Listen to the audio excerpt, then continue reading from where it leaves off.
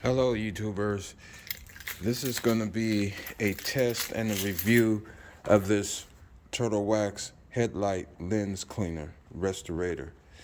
As you can see, that oxidation has set in,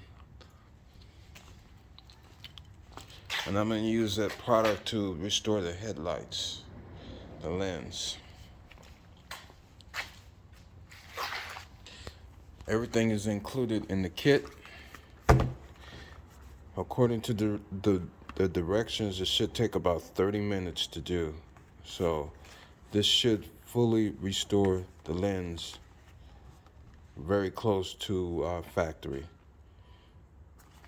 I'm gonna post some before and after pictures just to see if this product really worked. I got this at my local AutoZone for about 13 bucks.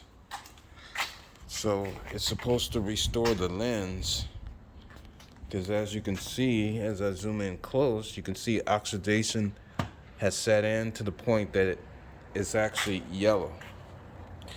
And this car, which is a 2004 Chrysler 300M Special, it comes with the factory HIDs, projector HIDs. So